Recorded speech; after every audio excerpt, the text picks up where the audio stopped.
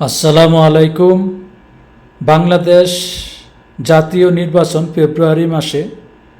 এই নির্বাচনে আমরা সবাই মুসলিম হিসাবে বা ধর্ম বর্ণ মত ভেদ সব কিছু ভুলে গিয়ে সব কিছুর ঊর্ধ্বে আমরা এটাই চাইব যে বাংলাদেশে যারা জুলাইয়ের পক্ষে থাকবে, ইসলামের পক্ষে থাকবে, ইনসাফের পক্ষে থাকবে, তারাই যেন জয়ী হয়ে বাংলাদেশের ক্ষমতায় বসতে পারে। কারণ যারা ইনসাফের পক্ষে থাকবে তারা জয়ী হয়ে যখন ক্ষমতায় বসবে তখন বাংলাদেশটা হবে নিরাপদ। অন্য কোনো দেশের কাছে মাথা নত করবে না, প্রতিবেশী দেশদের সাথে সম্পর্ক ভালো রাখবে, সমানে সমান রাখবে, বন্ধুত্বের বাণিজ্যের যেই কারণে হোক, যেই কাজেই হোক, যেটা প্রতিবেশীদের সাথে রাখলে সামঞ্জস্য দেশের উন্নত হয় সেইগুলোকে রক্ষা করবে। কারো কাছে গোলামি করবে না, যেমন বাংলাদেশের সিদ্ধান্তের জন্য দিল্লির দিকে চেয়ে থাকবে না। এরকম একটা আজাদি দল, সাহসী দল, যে দল ইনসাফের সহিত বাংলাদেশ পরিচালনা করবে, কোনো দেশের মুখাপেক্ষী হবে না, কোনো দেশের হুকুম জারি করার জন্য চেষ্টা করবে না।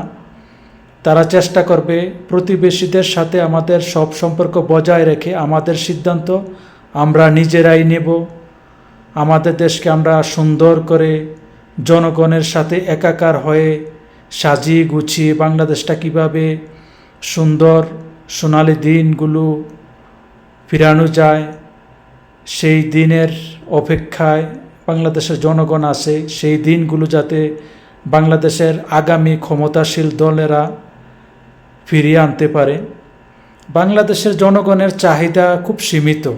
তারা চায় যে দুর্নীতি না হোক, স্বাস্থ্যসেবায় সুযোগ সুবিধা পাক, বাংলাদেশে বেকারত্ব না থাকুক। এছাড়া আর অন্য কিছু বাংলাদেশের জনগণ আশা করে না। এই কাট ওই কাট, এই ভাতা ওই ভাতা, এসব কিছুই আমরা সাধারণ জনগণ আশা করি না। আমরা সাধারণ জনগণ আশা করছি আমাদের নতুন প্রজন্মরা যাতে নিরাপত্তার সহিত মাথা উঁচু করে ইনসাফের সহিত বাংলাদেশে বসবাস করতে পারে, নিজে বসবাস করতে পারে, এমনকি পাড়া প্রতিবেশী সবাইকে নিরাপত্তা দিয়ে বাই বাই ঠাই ঠাই হয়ে বসবাস করতে পারে। সেই আশা আকাঙ্ক্ষায় আমরা পথ চেয়ে বসে আছি।